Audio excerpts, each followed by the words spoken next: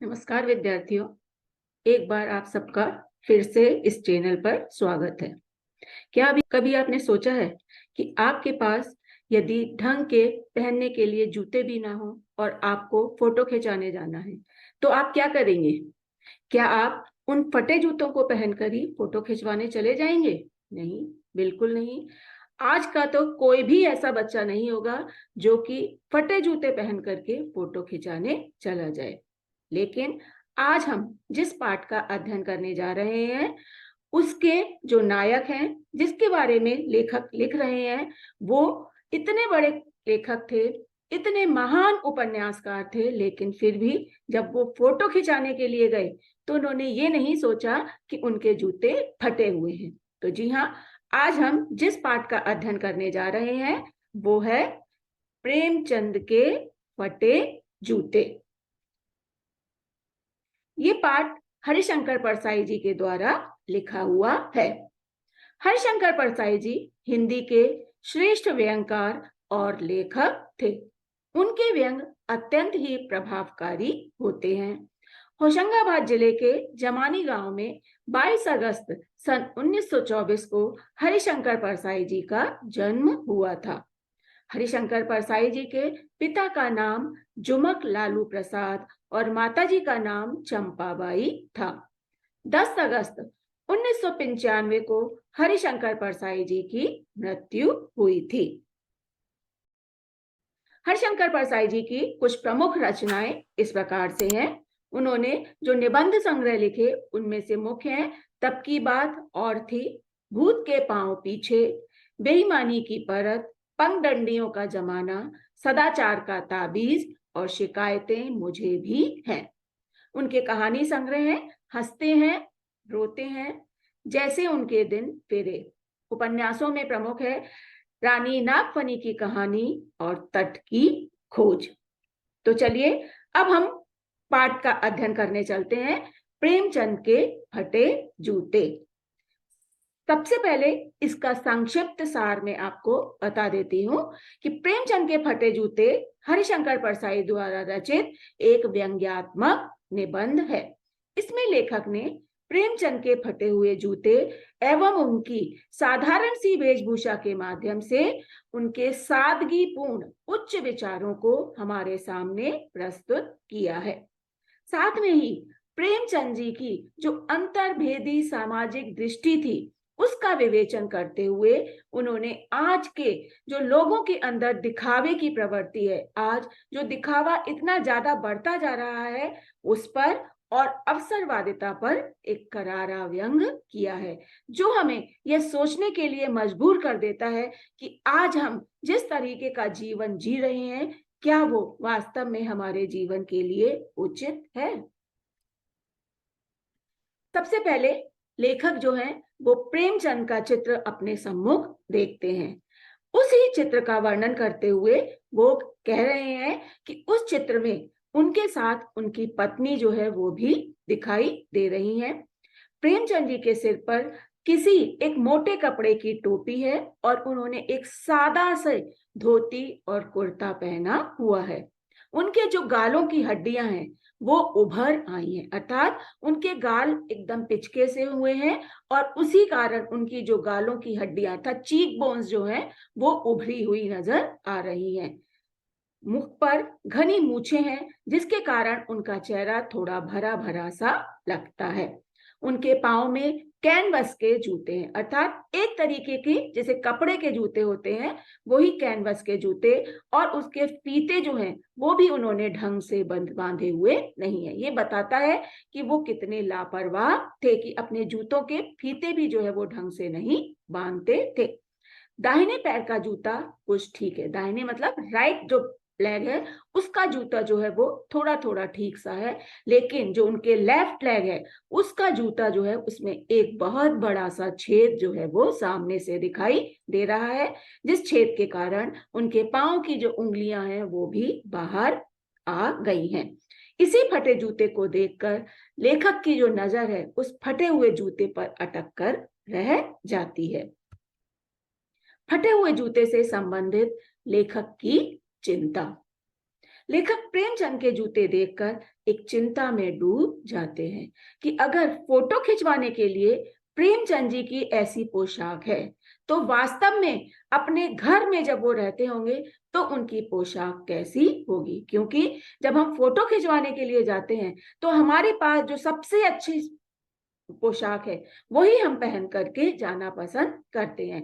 लेकिन प्रेमचंद जी जो एकदम साधारण से धोती कुर्ता पहने हुए थे और उनके जूते जो थे फटे हुए थे, तो लेखक को ये सोचने के लिए मजबूर करता है कि यदि प्रेमचंद फोटो में इस तरीके की पोशाक पहने हुए हैं तो वास्तव में अपने सामान्य जीवन में कैसी पोशाक पहनते होंगे। लेकिन फिर तुरंत ही उनके मन में विचार आता है कि नहीं, प्रेमचंद जी के अंदर पोशाक बदलने का गुण नहीं है, वह जैसे अंदर से है वैसे ही बाहर से दिखाई देते हैं। अर्थात प्रेमचंद जी का जो व्यक्तित्व है वो हर समय एक जैसा है, वो ऐसा नहीं है अंदर से, मतलब सोचते कुछ और है और दिखाते किसी को और है। उनके अंदर दिखावे जैसी प्रवृत्ति बिल्कुल भी नहीं है।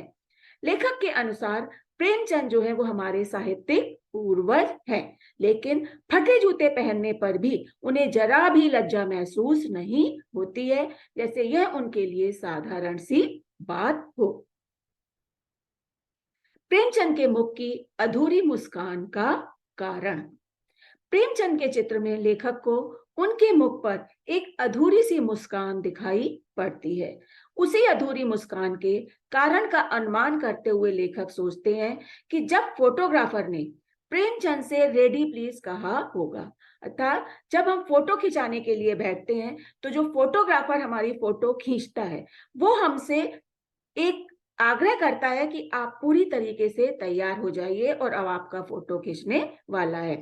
तो जब फोटोग्राफर ने प्रेमचंद से रेडी प्लीज कहा होगा, तब परंपरा के अनुसार प्रेमचंद ने मुस्कुराने की कोशिश की होगी, लेकिन उनका जीवन क्योंकि बहुत ही दुखमय था, अत्यंत दुख के कारण वो मुस्कान लाने की भरपूर कोशिश कर रहे होंगे, लेकिन मुस्कान उनके चेहरे पर आ ही नहीं पाई और इतने में फोटोग्राफर ने क्लिक कर दिया होगा। और यही कारण है कि उनके मुख पर जो मुस्कान थी वो अधूरी ही रह गई। लेखक का परामर्श।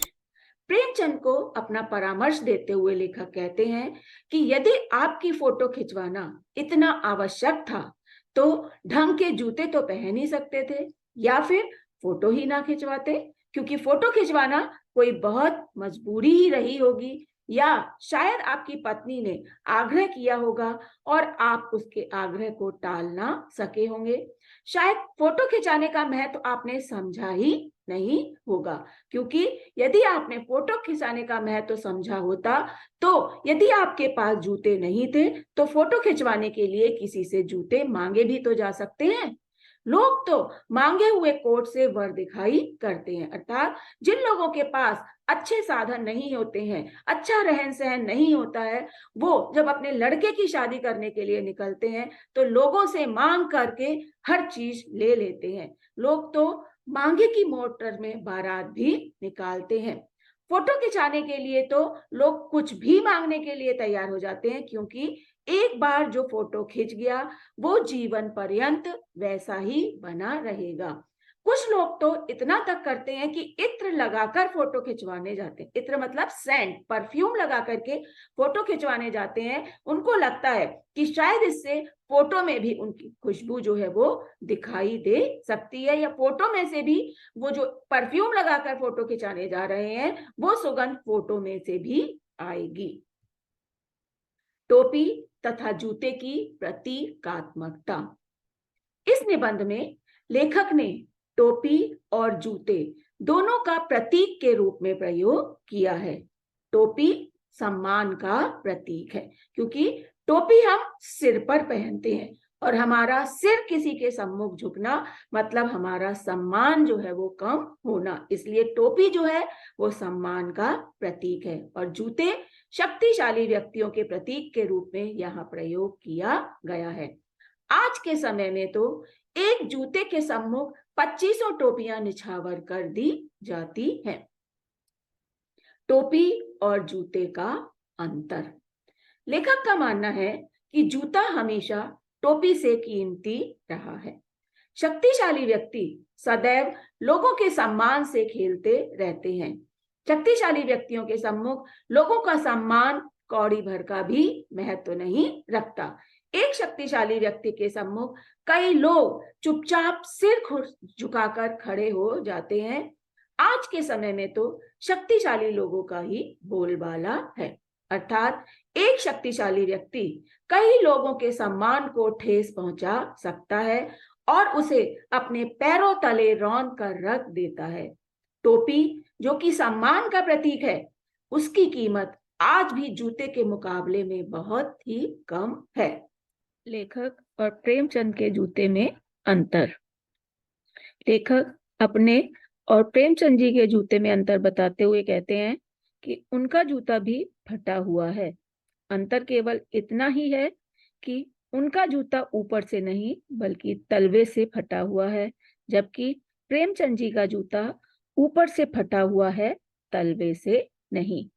यही कारण है कि प्रेमचंद जी का पांव एकदम सुरक्षित है, जबकि लेखक का जूता तलवे से फटे होने के कारण उनका पांव चलने पर लहूलुहान हो जाता है। अर्थात जो लोग दिखावे में किसी तरह का विश्वास नहीं रखते हैं, वे खुद सुरक्षित रहकर सदैव आगे बढ़ते रहते हैं, जबकि जो लोग दिखावे में विश्वास रखते हैं वो स्वयं अपना ही नाश करते हैं। प्रेमचंद के जूते फटे होने का कारण।